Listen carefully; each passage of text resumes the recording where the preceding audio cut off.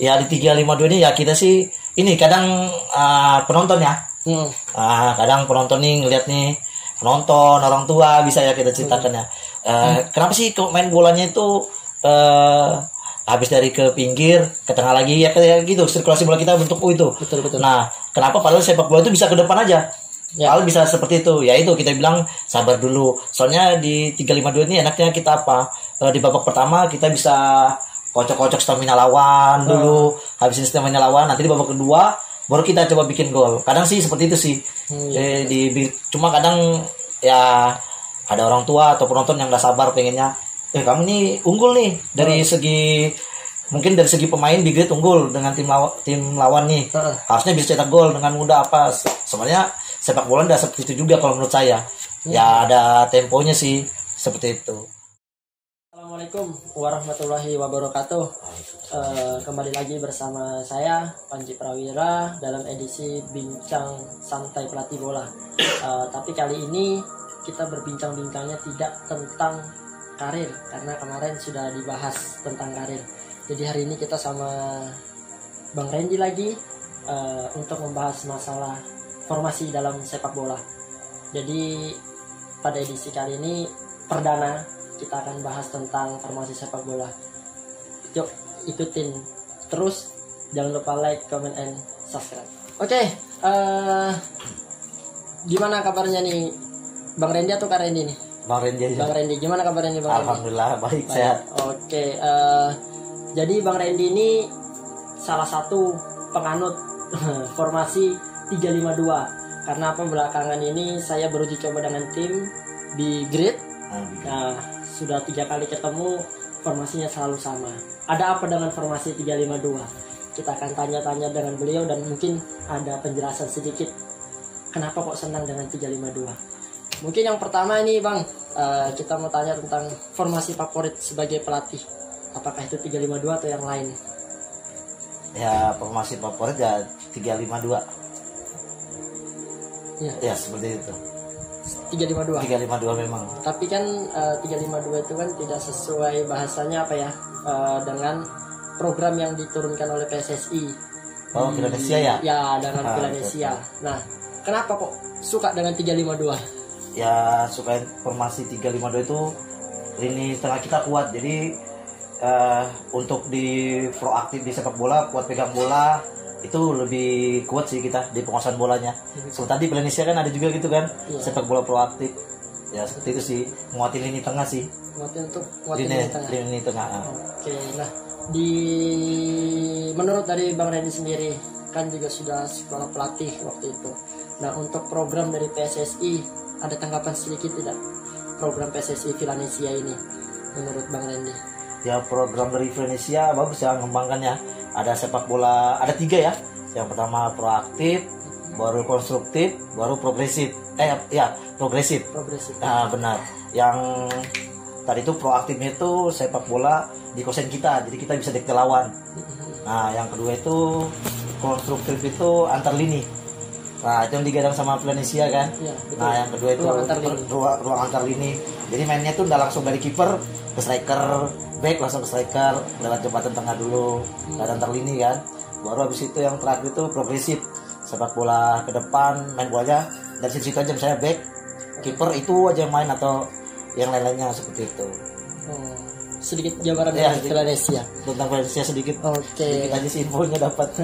Nah, kita kan sama-sama pelatih SSB nih. Nah, siap. Nah, kalau dari Bang Randy sendiri, ya 352 untuk tipikal pemain SSB, ya apa yang harus dimiliki oleh para pemain atau karakteristik seperti apa yang diinginkan oleh Bang Randy dalam apakah pemain itu cocok untuk 352? Dia secara global. Secara globalnya harus punya pikiran yang cerdas ya, cepat dalam berpikir, punya akurasi passing yang tinggi itu sih. Itu kunci permainan 352. Iya. Akurasi passing sama berpikir cepat dalam ambil keputusan, eksekusi. Itu sih. Siap. Nah, mungkin bisa kita bahas ya. Jadi di sini sudah ada papan taktiknya dengan formasi 352. Nah, mungkin dari Bang Randy nih kita bahas dari lini per lini dulu, katakanlah dari pemain belakang nih ya, dari pemain belakang tipe seperti apa yang Bang Randy inginkan, yang harus menguasai formasi 3-5-2 itu tipikal pemain seperti apa? Ini dari bertahan dulu. Ya, dari bertahan kan kita kan ada penjaga gawang ya. Nomor 1 yang bertahan ini. Oh iya, penjaga gawang bertahan ini. Ya kalau saya sih pengennya kayak Manuel Neuer atau Ter Stegen, kuat, pegang bola juga kan kiper ini kan. Kalau buat build up, buat defense juga bagus, bisa jadi sweeper juga. Ya langka sih, pengennya penjaga gawang di big red ya kayak dua itu. Kalau main Neuer, Ter Stegen. Tapi kan rata-rata nih kalau di SSB nih penjaga gawang kan pilihan terakhir. Jadi biasanya pemain-pemain yang gemuk gitu kan. Nah, untuk dari Bang Randy sendiri pemainnya seperti apa, dan kalau misalnya dapat bahasanya pemain yang gemuk, bagaimana ngelatihnya? Ya alhamdulillah kalau di big red pas ya dapat kiper yang pas juga kebetulan, tinggal dia saja lagi pasti kontrol. Cuma kalau dapat pemain yang gemuk itu ya mungkin harus ada penjaga gawang, latih reaksi kali ya, sama passing kontrol itu. Minta tolong itu ke penjaga kiper. Untuk pelatih kiper ya. Untuk pelatih kiper minta tolong itu. Ya karena kiper kan paling terakhir sih. Paling terakhir. Ya, bebannya berat juga kan. Jadi kalau di SSB itu ya biasa kalau penjaga gawang ya gemuk. Kan. Nah, terus kalau untuk pemain bertahannya 3 ini apa aja nih? Kalau dalam 3-5-2 itu 3 belakang ini sebagai apa dia? Kalau saya jadi sweeper semua nih 3-3-nya. Sweeper ya? Iya, bisa bangun serangan juga. Ya kalau bisa kayak Gerard Pique lah 3-3 jadi. Karakternya kalau bisa. Seperti itu. Pique kan kuat juga pegang bolanya kan. Ya. Kadang bisa build up. Jadi sebagai sweeper 3 ya? Iya, sebagai sweeper. Sapu bola. Jadi maksudnya untuk dalam membangun serangan. Nah, kalau dalam membangun serangan, saya pengen dia kayak Pique, tenang, nguasain bola. Scanning pemainnya juga bagus. Dia tahu mana yang tepat, mana yang enggak untuk dipassing, dioper. Betul. Nah, kalau untuk 3-5-2 ini, bangun serangannya seperti apa sih? Untuk secara keseluruhan. Kalau secara keseluruhan pasti kita build up dari pemain belakang, dari kiper ya. Pasti. Nah, habis itu paling yang enggak sweeper tengah ini yang minta. Habis ini melebar 2-3 ini. Nanti seandainya ada contoh aja striker lawan ada 3 ya. Iya. Biasa kan pakai 3 begini. Nah, biasa kalau ini sudah minta bola passing sini, kadang balik ke kiper lagi. Nah, nanti nomor 8 yang minta bola. Nanti nomor 10 yang ngisi. Jadi seperti ini. Untuk cover posisinya pemain nomor 8 tadi. Iya, untuk cover nomor 8 nanti nomor 10 yang turun, nomor 6 yang tetap di sini. Untuk ini? Yang 4 ini? Yang 4 ini ya tetap minta bola. Siapa tahu disirkulasikan bolanya ke depan, ya ini sudah bergerak, sudah siap ini. Ini. Terima bola dari 6 atau 10. Seperti itu. Jadi proses bangun serangannya dari sweeper 3 itu 2 buka ya. Ya, 2 sama 5 ini pasti buka sudah melebar. Ya, buka ruang, cari ruang lah. Cari ruang ya, cari ruang yang kosong. Oke. Ini untuk bangun serangan nih. Nah, kalau bahasanya kita sekarang ke pemain tengah nih. Ya kan dari ini berarti kan ada 3 nih. Ada 3. 3 pemain tengah. Ini yang seperti apa sih yang cocok untuk 3-5-2 itu pemain tengah yang seperti apa? Ya kalau saya sih pengennya kalau yang 2 ini ya kayak saya pengen punya Sapi sama Toni Kroos. Daya akurasi passingnya tinggi. Baru pandangannya dia juga luas, scanning pemainnya juga tinggi gitu loh. Kan semakin banyak dia scanning kan tahu kan mana pemain yang harus dioper, peluangnya misalnya kayak ini nomor 8 dapat bola nih. Nah kalau ke 11 ini peluangnya 70%, di sini 90, kenapa enggak ke nomor 10 ya 90%. Lebih terlihat ya. Ya lebih efektif. Mungkin lebih tadi efektif. Apa scanning apa sih scanning itu dia pemainnya nyari data pemain kita, scanning jadi cek bahu. Scanning itu kayak cek bahu, persepsi, pandangan, macam-macam. Lihat sekitar, lihat sekeliling. Betul. Nah, kalau untuk di Big Red sendiri 3 pemain ini seperti apa sekarang kondisinya? Ya, kondisinya 68 nih sih yang terutama yang kuat scanning. Sudah kuat scanningnya nomor 68 nih kita scanningnya kuat banget ini, alhamdulillah. Kuncinya di 68 ini. 68. Ya, tapi kalau sudah kita build up dari kiper ke sweeper ini baru ke lini tengah ini gagal, ini pasti rusak, sudah kita build up pasti kerebut sudah. Tapi kalau ini lancar 68 ini kurang gangguan ya insya Allah lancar ini ke depan kalau nggak ada yang ganggu. Kuncinya di 68. 68 ya. Ya, bangun serangan. Untuk bangun serangan. Nah kalau di ini tipikal strikernya, apakah tipikal striker tembok kah? Jadi untuk bertugas sebagai walpas atau pelari atau seperti apa yang biasa dimainkan di 352? Kalau di ya betul. Kalau di 352 yang seperti biasa kita coba tiga-tiganya itu rata-rata strikernya pelari semua ini dua-duanya. Jadi main ya. Jadi kalau di Big Red itu sirkulasi bolanya itu bentuk U, aliran bolanya. Jadi ketika nomor 3, kedua, 2 ke 6, 6 ke 8, nggak bisa balikin lagi, lari lagi ke 5, ke 11 lagi. Nah, nanti ke 68 lagi sirkulasikan. Pokoknya seperti itu. Nah, ketika sudah daerah lawan ini dia nggak blok bawah, dia ke 2/3 lapangan. Nah, baru bola dilempar ke depan ke ruang kosong. Nanti 9 striker kita 2 ini baru adu sprint sama pemain belakang. Rata-rata Big Red cetak golnya seperti itu. Jadi 2 striker ini pelari, punya kecepatan dan shooting juga bagus. Jadi lebih banyak nunggu di depan atau bagaimana? Ini lebih banyak dia awalnya mantul aja di 2/3 lapangan. Iya, jadi kita main itu di garis tengah sini striker ini. Jadi ini kita ini overload di daerah pertahanan kita sendiri. Betul. Untuk mancing. Nah, kalau seandainya ini penjaga gawang lawan, ini 4 backnya lawan kan? Iya. 4 back lawan. Nggak mungkin kan di sini. Jadi sini di area kita ini 1/3 sama 2/3 ini kalah jumlah kan? Betul. Si lawan. Nggak mungkin 4 ini maju. Nah, ketika 4 ini sudah maju, otomatis ini yang lempar bola 6, 8, 7, 11 ini lempar bola ke area kosong sini. Nanti 2 striker ini yang punya kecepatan sama shooting power bagus yang selesaikan. Seperti itu sih di Big Red. Oke. Nanti sambil lihat kamera kan kalau sudah selesai kan apa? Sudutannya kan sedikit. Nah, terus kalau kita punya dua striker tadi ya, ini 2 striker ini pelari. Ya, betul. Ini pelari. Kenapa kok nggak ditaruh di sayap kanan kiri? Karena kan sayap kanan kiri kan dalam sepak bola itu kan penting. Jadi dia banyaklah sebagai pelari sprinter rata-rata sih sprinter ya, kayak ada di Indonesia itu ada Rico, ada Nofri. Kalau di Persija itu gimana? Apakah ini juga sprinter juga atau gimana? Ya kalau 7 sama 11 ini saya malah punya akurasi passing bagus juga ya. Jadi nggak terlalu saya manfaatin untuk dia sprint. Ya kadang dia ini 11 sama 7 ini punya shooting bagus dari luar kotak penalti. Itu yang diharapkan. Nah, itu yang diharapkan dari nomor 7 sama 11. Soalnya kemarin waktu lain nomor 11 ini dari pinggirnya nyetak hat-trick dari luar kotak. Betul. Jadi itu. Ini sebagai juga ya berarti ya strategi ya. Ya, strateginya 352 plan A itu memakai 2 striker untuk mencetak gol dengan memiliki sprint yang kuat ya, sprint yang kuat. Nah, di plan B pemain nomor 7 dan nomor 11 sama 10 kadang bisa juga. Ya, 7 11 10 sayap kanan kiri ini punya akurasi syuting yang top lah. Ya, bahasanya top lah. Oke, nah, kalau tadi kita bahas masalah tentang penyerangan ini, Kak. Nah, sekarang kalau misalnya defense nih. Orang pertama yang defense ini siapa dan bentuknya itu seperti apa? Orang yang pertama defense kita ini, striker kita 2 ini. Jadi wing ini sweeper 3 merapat. Ya. 11 sama 7 ini sejajar. Nah, jadi seperti ini kita.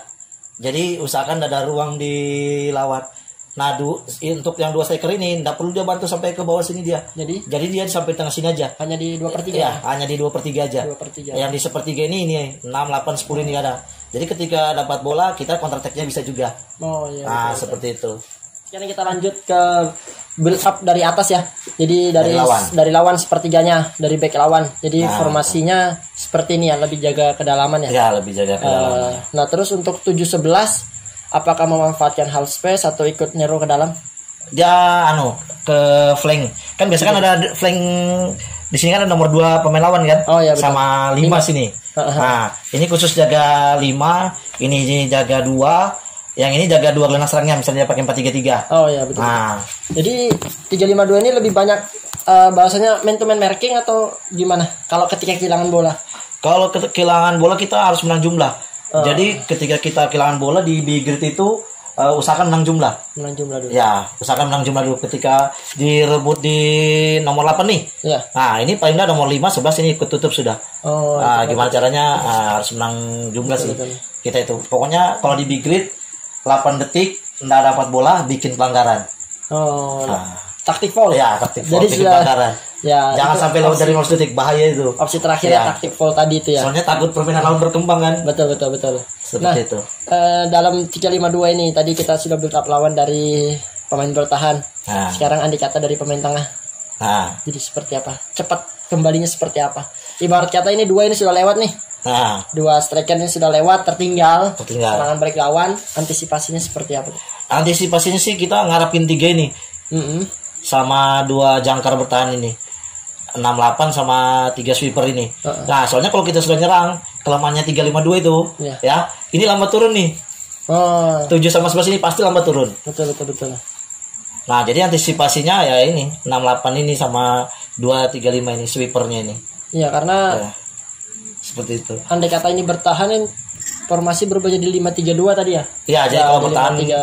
kalau di daerah Ya. kita, kalau Turun mentoknya sampai turun gini kita jadi 532. 5-3-2. Jadi nah ini sudah formasi bertahannya ya. Nah, ini formasi bertahan. 5-3-2. Nah, berarti kita perlu pemain yang punya stamina tinggi dong. Iya, Nah, betul. dua pemain ini punya stamina harus yang Harus tinggi ya. punya fisiknya lebih, stamina-nya lebih. Dan diharapkan 7-11 di Big Red sendiri seperti apa? Mampu bermain berapa menit? Nah, kalau atau dia ada maksimal. opsi berganti? Nah, kalau untuk maksimalnya di nomor 17 ini kalau kita betul-betul manfaatkan dia untuk ngeflanknya maju mundur terus, kemungkinan tuh dia main tuh 1 babak aja. Oh, hanya satu Nah, babak. cuma kita punya plan B. Nah, ketika ini sudah capek nih di sini, Ya. dia sudah maksimalkan. Kadang yang ini kita jadikan sweeper. Oh, Nah, yang sweeper ini tadi kita rotasi posisinya dia. betul. Nah, soalnya di Bigot itu satu adik-adik memang punya posisi utama di formasi. betul. Tapi dia harus bisa 2-3 posisi untuk kebutuhan tim. Ya itu sih kadang kita lebih situasional sih. Situasionalnya Di seperti itu ya. di Bigot ini saya bawanya situasional dia. Harus bisa beberapa posisi. Kadang back di sini sudah habis, striker saya suruh turun, yang back ini yang punya kecepatan, Iya. itu juga saya jadikan striker. Nah, jadi terakhir tuh lawan Sakura itu sama Karyangau. Nah, itu sweeper saya di sini satu tak jadikan striker. Yang striker saya jadikan back. Rolling ya. Rolling tadi. posisi. Akhirnya dia dapat gol juga. Karena alhamdulillah sweeper 3 ini punya kecepatan semua. Ya, istilahnya sudah matang lah. Sudah, Biasanya ya. sudah punya apa? Basic Punya dasarnya basic dalam sih, ya. bertahan sudah lumayan. Nah, dalam formasi 3-5-2 nih, Kak. Ini Bang ya. Ya. Tadi andai kata ini terlambat turun, otomatis ini sudah hilang. Ya, betul. Nah, andai kata ketemu lawan ya dengan formasi 4-4-2 biasa 4-4-2 lawan itu dia punya wing. Nah, Wing itu cepat. kecepatan, Nah, betul. sementara strikernya itu kuat, tutup bolanya kuat, wall passnya bagus dan biasa dijadikan tembok. nah, betul Nah, betul. Apakah sering terjadi di formasi ini menghadapi situasi seperti Sering. itu? Jadi apakah itu salah satu kelemahannya atau masih bisa diperbaiki di pertandingan? Ya itu salah satu kelemahan sering kita lawan kayak gitu. Buktinya kita pernah kalah 3-0 lawan Albes. Nah, Albes itu punya winger tuh bagus-bagus tuh. Iya, Dia pakai 4-2-3-1 ya. 4-2-3-1. 4-2-3-1 Albes itu kita kewalahan lawan Karyango juga sempat kemarin tuh kebobolan di menit akhir. Seandainya itu sebenarnya banyak kita kebobolan juga lawan Karyango karena kita punya ruang kosong di sini yang bisa dimanfaatkan lawan. Oh iya. Seperti itu. Itu bahayanya pakai 3-5-2 itu kalau lambat turun 7-11 ini peluang gol musuh sih besar sih. Besar ya. Ya, besar. Jadi salah satu resikonya itu dalam formasi 3-5-2 ya. dalam 3-5-2. Jadi ini 3 ini harus punya antisipasi tinggi juga nih. Ya punya feeling bolanya kuat lah. Feeling bola. Kadang kita di latihan ini 6 lawan 3. Betul. Ya, untuk antisipasi kemarin habis kalah 3-0 lawan Albes itu langsung kita evaluasi seperti kita coba dia 4 lawan 3, 5 lawan 3, 6 lawan 3 untuk ngatasin itu di latihan sih. belajar sabar lagi, Timing. Ya. Sambil nunggu dua gelandang bertahan ini turut bantu sama dua wingnya.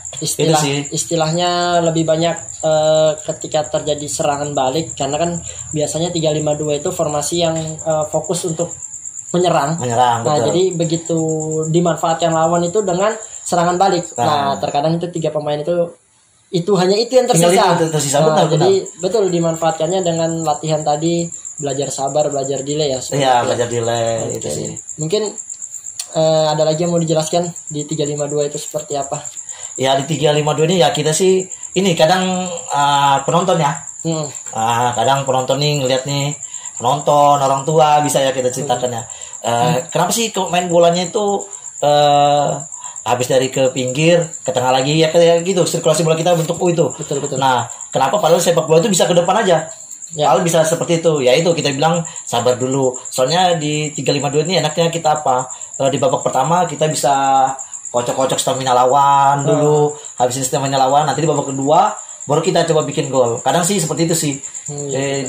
Cuma kadang ya ada orang tua atau penonton yang gak sabar pengennya kamu nih unggul nih dari segi mungkin dari segi pemain di grade unggul dengan tim lawan nih.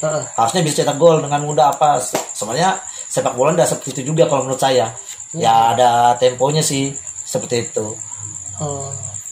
Tempo permainannya lah. Ya, tempo permainannya. Supaya anak-anak enjoy. Ya, soalnya ball positionnya lah. Ball position dulu, soalnya kayak gini. Penguasaan bola. Enaknya kita main ball position tuh kayak gini. Ketika kita buru-buru cetak gol selalu gagal. Nah, pemain tuh bisa pecah. Bisa marah-marahan salah-salahan tuh. Konsentrasi lawan maksudnya. Enggak, pemain kita sendiri. Nah, ketika kita gagal, ini buru-buru nih maunya ke depan terus cetak gol. Ini mau lewatin individu. Yang harusnya udah sesuai game plan kita, rencana bermain kita. Dia coba cetak sendiri, egois, gara-gara buru-buru cetak gol, kadang dia bisa pecah sendiri malah tim kita. Seperti itu. Ya, seperti itu yang kita hindari. Makanya lebih baik kita main ball possession aja. Dulu tenang, sabar, sudah enak, enjoy. Lawan juga sudah terkuras staminanya, baru kita manfaatkan. Seperti itu sih. Oke. Itu kalau 352 lebih grid loh ya. Ya, betul. 352 lebih grid. Kan setiap pelatih beda-beda kan. Nah, betul 352 ini pasti beda-beda. Penerapannya materi pemainnya juga sama. Nah, betul. Rencana bermainnya. Nah, sebenarnya itu selain 352 ada juga formasi yang saya suka itu. Ya, yang pilihannya siapa ini 433 ini. 433. Ya, soalnya bentuknya diamond ya. Betul-betul penguasaan bola enak. Sebenarnya itu lebih enak sih itu, cuma kenapa saya suka 352 ini karena sesuai kebutuhan tim. Menyesuaikan. Nah, menyesuaikan. Saya pernah coba nih lawan Perapatan. Pakai 433 itu formasi Villanesia. Saya coba 433 itu malah kalah sama Perapatan tuh. Itu pertama kali coba 433 di ini. Nah, ketika saya sadar, adik-adik saya, anak saya ini tidak bisa dilatih 433 karena sesuai karakternya dia kan. Karakternya belum masuk lah bahasanya. Karakternya belum masuk. Belum ada tipikal pemain lain gitu ya? Ya, belum ada tipikal pemain lainnya juga. Iya. Seperti itu. Terutama kita betul-betul punya sayap sih yang punya skill individu di sini. Ya, kalau ada itu mungkin jalan itu. Sementara kita punya sayap ini akurasi passingnya sih yang kita manfaatkan untuk killer passnya. Mungkin ada lagi tambahan atau masukan untuk pemain-pemain bola atau motivasinya atau bagaimana dia ketemu, misalnya dia sudah terbiasa dengan ini, bagaimana cara dia nanti ketika bermain di tim lain tiba-tiba formasinya ini, ada masukan kah? Iya, kalau masukan sih buat ada kita ya harus belajar beberapa formasi ya. Baru harus juga berlatih sama beberapa pelatih lainnya. Contoh ini takutnya nih dari ada Karyango ada sendiri ya. Yang kemarin ke Makassar itu. Nah, bagusnya itu di Balikpapan gini Bang Panji. Misalnya ini saya ini pelatih di grid. Nah, saya taruhlah di seminggu di Karyangau. Ya, jadi itu tidak terbiasa dilatih sama saya aja. Soalnya kan tidak mungkin kan nanti suatu saat main di liga profesional saya pelatihnya. Karena itu kan jauh dari kemungkinan itu. Nah, jadi ya itu sih mentalnya lagi dilatih. Nanti ketika saya titip 2 pemain di Karyangau, coba aja dimusuhin atau apa. Dengan begitu kan bangun mentalnya. Ya seperti itu sih. Betul. Bagusnya. Ya kita sama pelatih Balikpapan. Ya alhamdulillah juga ini ada dari Sakura ya. Seksi timnas U16. Ya terakhir ini berangkat. Nah, terakhir ini berangkat. Ya harapnya seperti itu sih, mentalnya kuat. Sesama pelatih Balikpapan saling support sih, harusnya seperti itu. Siap. Mungkin itu aja. Ya, siap. Jadi untuk sementara ini kita akhiri dulu pembahasan tentang 352. Mungkin nanti next saya akan coba kupas formasi yang lain, entah itu 433 atau 442 atau ya masih banyak lah formasi yang lain, 460 dan lain sebagainya. Mungkin nanti akan saya kumpas di episode selanjutnya. Untuk hari ini kita selesai, kita akhiri. Mungkin sampai di sini aja. Assalamualaikum warahmatullahi wabarakatuh. Waalaikumsalam warahmatullahi wabarakatuh.